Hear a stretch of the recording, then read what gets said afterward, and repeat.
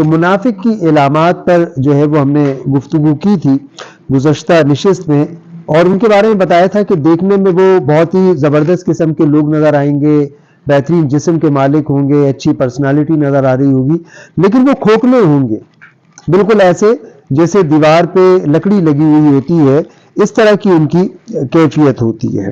اور جب ان سے کہا جائے کہ آؤ اللہ کے رسول کے پاس اور اعتراف کرو اپنے گناہوں کا تاکہ وہ تمہارے لیے استغفار کریں، تمہاری مغفرت چاہیں، تمہارے لیے مغفرت کا سامان کریں، تو وہ تکبر سے وہاں سے مڑ جاتے ہیں اور چلے جاتے ہیں۔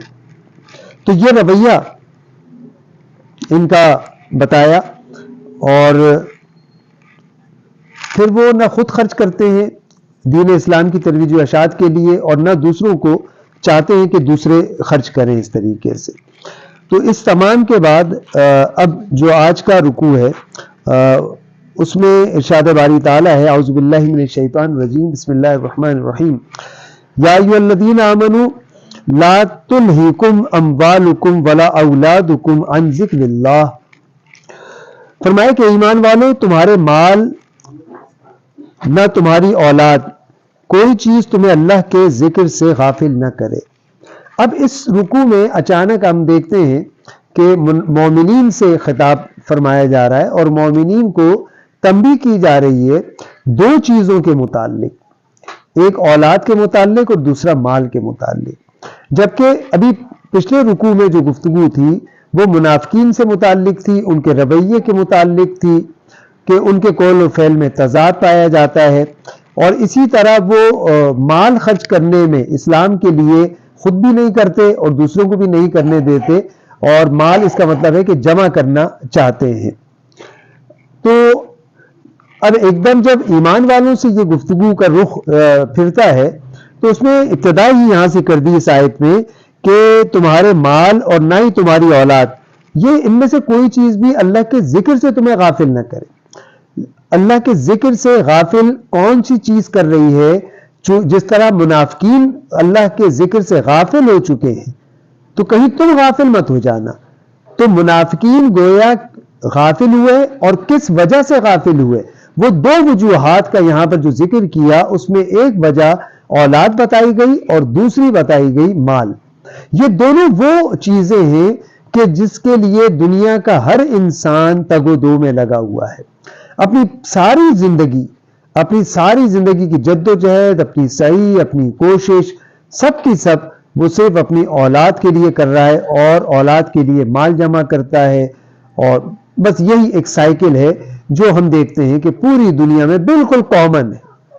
یہ مکمل طور پہ ہر انسان دنیا کے جتنے ہیں ان کے نزدیک یہ دو اہم ترین معاملات ہیں اس کی زندگی کے سب سے زیادہ اہم ترین، اور وہ اپنی ساری زندگی کا کچھ حصہ نہیں بلکہ ساری زندگی کی تگ و دو انہی چیزوں کے لیے لگائے رکھتا ہے، اور آخر میں جا کر اسی اولاد، جس اولاد کے لیے وہ اپنا سب کچھ قربان کرتا ہے، اپنی جوانی اس پر قربان کر دیتا ہے، خود مشقت اٹھاتا ہے، اور آخر میں پھر وہ اولاد بھی اس سے دور ہو جاتی ہے۔ اور اسی طریقے سے جب انسان قبر میں پہنچتا ہے تو اس کے ساتھ اس کا مال بھی نہیں پہنچتا، یعنی کہ گویا یہ دونوں چیزیں اس دنیا کی تھیں اور وہی رہ جاتی ہیں، لیکن انسان کس طریقے سے اس کے پیچھے لگا ہوا ہے۔ یہ دو چیزیں اولاد اور مال، اس کو کہیں فتنہ قرار دیا قرآن مجید نے، اور یہاں پر بھی یہی کہا کہ یہ دو چیزیں تمہیں اللہ کے ذکر سے غافل نہ کریں۔ اللہ کے ذکر سے غافل کرنے سے مراد کیا ہے؟ اب لوگ اس کے لیے راستہ تلاش کر لیتے ہیں کہ ہم اللہ کا ذکر کر رہے ہیں، ہم اللہ کر رہے ہیں۔ نہیں، ایسا نہیں ہے۔ مطلب آپ لوگ الحمدللہ قرآن کے طالب علم ہیں اور ایک عرصے سے، تو اب آپ ان چیزوں کو بہت اچھی طرح سے جاننے اور سمجھنے لگ گئے کہ قرآن کیا ہے، ذکر سے مراد کیا ہے، ذکر کسے کہتے ہیں۔ ذکر قرآن مجید کا ایک نام بھی ہے، الذکر۔ قرآن مجید کے بہت سارے ناموں میں سے الشفاء اور الذکر، یہ تمام کتاب جو ہے نام جو ہیں اس کتاب کے نام ہیں۔ تو اور ذکر یاد دہانی کو بھی کہتے ہیں، نصیحت کو بھی کہتے ہیں، اور اگر محض زبان سے اقرار کرنا یا دہرانا کسی چیز کو کہا جائے تو اسے بھی کہا جا سکتا ہے۔ لیکن یہ ذہن میں رکھیے گا کہ ذکر سے مراد محض زبان سے اللہ کرنا نہیں ہے، صرف اللہ اللہ کیا جائے تو بھی حصول برکت، باعث برکت ہے، اس میں کوئی مذائقہ نہیں ہے. لیکن میری اس بات کو، اس روح کو جاننے کی اور سمجھنے کی کوشش کیجئے گا کہ جو میں آپ کو سمجھانا چاہ رہا ہوں. جب ہم کسی چیز کا نام لیتے ہیں، جب ہم کسی چیز کا ذکر کرتے ہیں تو ہمارے ذہن میں اس کی تصویر بن جاتی. لیکن جب ہم اللہ کا ذکر کرتے ہیں تو ہمارے ذہن میں اللہ کی تصویر نہیں بنتی، بنی نہیں سکتی، کیونکہ اللہ تعالیٰ انسان کے وہم، گمان، قیاس، عقل، ادراک سے مابرا ہے. تو پھر کیا ہونا چاہیے؟ تو ذکر سے مراد یہ ہے کہ اگر ایک دودھ بیچنے والا خالص دودھ بیچتا ہے تو گویا اس نے اللہ کا ذکر کیا، یعنی کہ وہ اللہ تعالیٰ کے احکامات پر عمل پیرا رہتا ہے. جو شخص، تو وہ عمل پیرا اسی لیے تو رہ رہا ہے کہ اس نے سامنے اللہ کو اپنے دھیان میں رکھا ہوا ہے، اللہ کے ذکر کو رکھا ہوا ہے، اسی لیے وہ جھوٹ نہیں بول رہا، تو گویا وہ اللہ کا ذکر کر رہا ہے. یعنی کہ جب وہ ان کاموں سے جس سے اللہ نے روکا ہوا ہے اس سے رک جاتا ہے تو گویا اس کی زندگی اللہ کے ذکر میں آ جاتی ہے. اس کے لیے محض زبان سے اللہ اللہ کرنے کی کوئی ضرورت نہیں ہے، وہ بھی کیا جائے، لیکن اصل ذکر یہ ہے. اور اگر کوئی شخص تسبیح پر اللہ اللہ کا ورد کیے چلا جا رہا ہے لیکن دودھ میں پانی ملا رہا ہے، جھوٹ بول رہا ہے، دھوکہ دے رہا ہے، چغلی کر رہا ہے، غیبت کر رہا ہے، والدین کی نافرمانی کر رہا ہے، لوگوں کے ساتھ اچھا رویہ نہیں ہے، اپنے گھر میں اچھا رویہ نہیں ہے، تو پھر وہ اللہ کا ذکر چاہے زبان سے جتنی بار کرتا رہے وہ اتنا ہی ایسا ہی ہوگا جیسے کوئی طوطا اپنی زبان، اس کو سکھا دیا جائے کہ وہ اللہ اللہ بولتا رہے تو اسی طریقے سے وہ بھی بولتا رہے، کوئی فرق نہیں پڑتا. تو لہٰذا ان باتوں کو سمجھ کر سمجھنا چاہیے. تو یہ دو چیزیں بہت اہم، میں نے اس پہ وقت زیادہ لیا، اس کی وجہ یہ کہ یہ بہت ہی اہم ترین بات ہے کہ مال اور اولاد، اور میری ساری گفتگو کا محور ہمیشہ یہی مال اور اولاد رہتی ہے.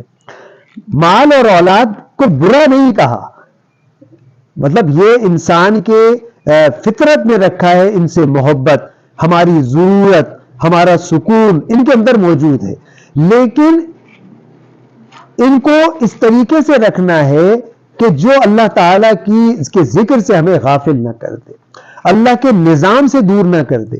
اگر ہماری اولاد دین اسلام کے لیے رکاوٹ ہے، ہمارے اہل و عیال رکاوٹ ہے، تم کو چھوڑ دیا جائے اس حد تک.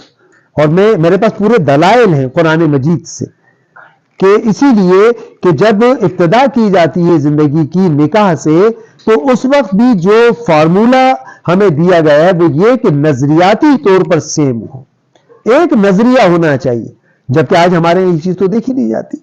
اور یہ کتنا ضروری ہے ایک نسل کے لیے، ایک خاندان کے لیے، کہ اگر جب تک زوجین ہم خیال نہیں ہوں گے، ان کا نظریہ ایک نہیں ہوگا، ان کا مقصد ایک نہیں ہوگا، تو ان کی زندگی عذاب اور جہنم بن جائے گی. اور اگر وہ دونوں ہم ذہن اور ہم خیال ہوتے ہیں تو پھر جو نسل آگے بڑھے گی تو آپ سوچئے کہ وہ بالکل خالص، جس کے ماں اور باپ دونوں دین کو سمجھنے والے اور دین کے لیے قربانیاں دینے والے ہوں گے، تو پھر ان کی نسل میں بھی مجاہدین پیدا ہوتے ہیں اور اسلام کے داعی اس میں پیدا ہوتے ہیں. تو ذکر سے تمہیں اللہ کے ذکر سے اولاد اور مال دور نہ کرے. اس کا مطلب ہے کہ جو منافقین کا ذکر گزرا ہے اس کو کریکٹ کیجئے گا کہ منافقین گویا مال اور اولاد پر فخر کرتے اور وہ ان کے اندر پھنس چکے ہیں، اسی لیے وہ دین اسلام کی دعوت کو نہیں سمجھ سکے اور منافقانہ رویہ اور کردار انہوں نے اختیار کیا. آج ہمارے معاشرے میں بھی سب مسلمان ہیں، 22 کروڑ مسلمان ہیں، لیکن آپ غور کیجئے کہ اسلام کے لیے جو ہے وہ ان کی چاہت کتنی ہے، ان کی سوچ کتنی ہے. ابھی پچھلے دنوں گودرا ہاسپٹل جو ہے وہ جانا ہوا تو میں اس کے سامنے میڈیکل سٹور پہ گیا اور پانی کی بوتل لینی تھی. تو جب وہ پانی کی بوتل کے لیے فریج کی طرف گیا تو میری نظر بھی اس کے ساتھ ساتھ فریج تک گئی. تو جب وہ واپس آئے تو میں نے کہا کہ آپ نے جو ہے وہ بائیکاٹ نہیں کیا، پیپسی اور یہ سب بوتلیں رکھی ہوں گی. تو اس نے کہا کہ سر کیا کریں، کسٹمر کی ڈیمانڈ یہی ہے. تو میں نے کہا کسٹمر اگر آپ سے شراب مانگے گا تو آپ شراب بھی رکھیں گے. بہت ہی ایک چھوٹا سا جملہ میں نے اس کو کہا اور وہ سوچتا رہا اس پہ.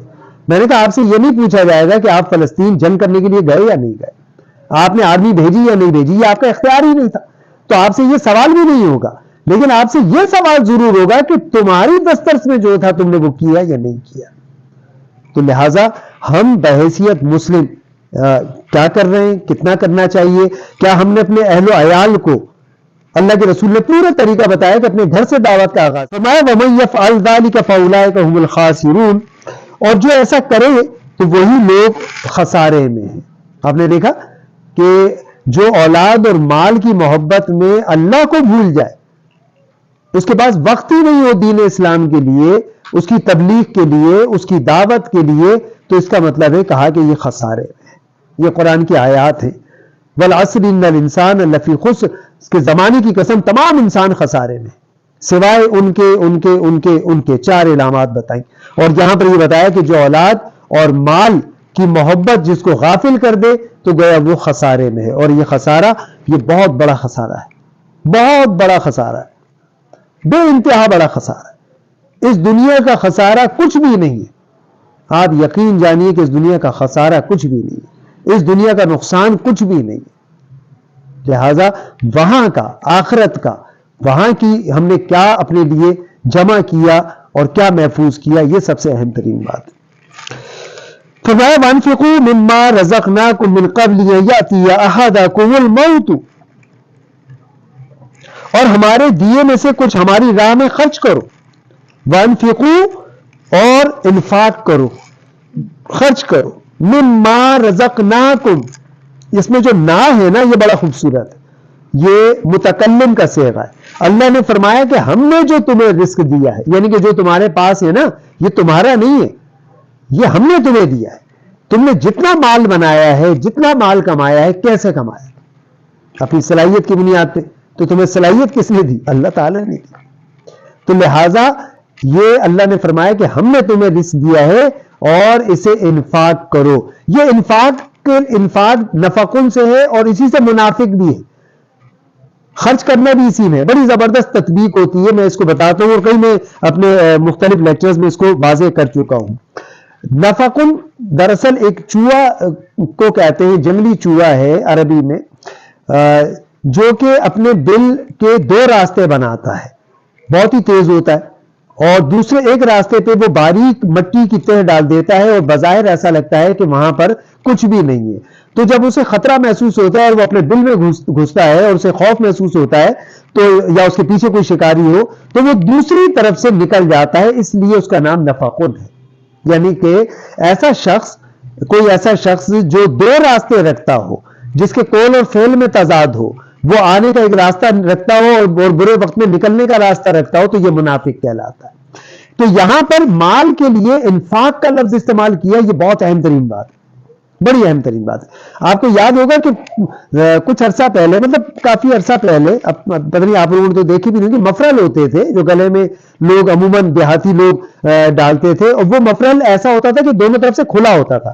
یعنی کہ وہ ایک سلا ہوا ہوتا ہے گول سا, اور دونوں طرف سے کھلا ہوتا تھا. تو عموماً وہ اس زمانے میں لوگ بازار جاتے تھے تو سامان جب لیتے تھے تو تھیلی نہیں ہوتی تھی, تو ایک طرف سے اس کو باندھ دیا کرتے تھے اور اس کے اندر سامان ڈال کے کندھے پہ پھر اس کو لٹکا کے اور گھر چلے جاتے تھے. تو اس میں سے جب سامان نکالتے تھے, جیسے اس میں انہوں نے آٹا لے لیا, تو وہ اس کو ایسے پلٹتے نہیں تھے, بلکہ وہ اس کو ایسے اوپر کر کے, اور وہ دیواروں کے اندر جگہ بنی ہوتی تھی اس کو جمع کرنے کی. آپ لوگوں نے تو یہ دیکھے بھی نہیں ہوں گے, میں نے الحمدللہ دیکھے ہیں کہ دیواروں کے اندر اس طرح کی پوری الماریاں مٹی کی بنی ہوتی تھی. تو وہ اس کے اوپر ایسے پکڑ کے کھڑے ہوتے تھے اور نیچے سے اس کی گٹھان کھول دی جاتی تھی, تو سارا جو اس کے اندر جمع ہوتا تھا وہ نیچے گر جاتا تھا. تو آپ کو سمجھ آ رہی میری بات؟ نفاق کا مطلب انفاق کا مطلب ہوتا ہے کہ 2 راستے کھلے ہوئے. اگر فرض کریں کہ آپ کے گھر میں, آپ کا گھر ایسے مقام پر ہے, میں نے وہ دیکھا احمدآباد میں الیاسی مسجد, اوپر سے ایک نہر آ رہی ہے اور اس مسجد کے صحن میں سے گزر رہی ہے, تو لہٰذا وہاں حوض بنا دیا گیا, لوگ وہاں وضو بھی کرتے ہیں, اور وہ باقاعدہ نہر ہے وہاں سے گزر رہی ہے. تو اگر وہ اس کو بند کر دیں دوسری طرف سے تو کیا ہوگا؟ وہ سارا پانی مسجد میں جمع ہو جائے گا اور عجیب ایک کیفیت ہو جائے گی. تو پانی کو روک نہیں لگایا انہوں نے, اپنا جتنا استعمال تھا وہ استعمال کر رہے ہیں, باقی جانے دے رہے ہیں. تو گویا جتنا مال آپ کما رہے ہیں تو یہ ایک طرف سے آنا چاہیے, اور اس میں سے آپ پانی میں جس طرح وضو کرتے ہیں اپنا استعمال کیا اور باقی نکل جانا چاہیے اللہ کے دین کے لیے. انفاق کا یہ لفظ قرآن میں خرچ کرنے کے لیے اور بھی الفاظ موجود ہیں عربی میں، لیکن قرآن میں اللہ تعالیٰ نے نفقن کا، انفاق کا لفظ استعمال کیا ہے، یہ کمال کیا ہے، اس سے میننگ خود سمجھ آ جاتے ہیں۔ آج جو لوگ کہتے ہیں نا ہم کتنا مال خرچ کریں، اس میں سوال پیدا ہی نہیں ہوتا، اللہ تعالیٰ نے انفاق کا لفظ بتا کے سارے مسئلے ہی حل کر دیے کہ اتنا یا اتنا، 2.5% زکات دیں یا فلاں دیں، یہ تو معاملہ ہی ختم کر دیا۔ اللہ تعالیٰ نے تو کہا انفاق کرو، ایک طرف سے آئے اور دوسری طرف سے وہ چلا جائے، بالکل اس طریقے سے فرمایا کہ راہ میں خرچ کرو، ان یاتی احدکم الموت، اس سے قبل کہ تم میں سے کسی کو موت آ جائے، موت آنے سے پہلے پہلے کر لو، اس لیے کہ تمہارے پاس یہ وقت ہے، موت اگر آ گئی تو پھر تمہارے پاس وقت نہیں ہے، پھر دارالعمل ختم، اس کے بعد تم پچھتاوا ہی پچھتاوا ہوگا، ہو سکتا ہے انسان کو، اور قیامت کے دن وہ اللہ کے حضور کہے گا کہ مجھے ایک بار سجدہ کرنے کی اجازت مل جائے، لیکن وہ پھر نہیں ہوگا، اس وقت عمل نہیں ہے۔ فرمایا فَيَقُولَ رَبِّي لَوْلَا أَخَّرْتَنِي إِلَىٰ أَجَلٍ قَرِيبٍ، تو اے میرے رب تو نے مجھے تھوڑی مدت تک کیوں مہلت نہ دی؟ اس وقت انسان اللہ کو کہے گا کہ یا اللہ مجھے تھوڑی سی مہلت اور دے دیتا، تو یہ مہلت ہی تو ملی ہوئی ہے آج ہمیں مہلت ملی ہوئی ہے، اور پھر اس مہلت، اس عمر کے دوران جب ہمیں بیماری ہوتی ہے، ہمیں شوگر ہو جاتا ہے، ہمیں جو ہے وہ بلڈ پریشر ہو گیا، ہمیں کینسر ہو گیا، تو یہ ساری بیماریاں تو نعمت ہے اللہ تعالیٰ کی،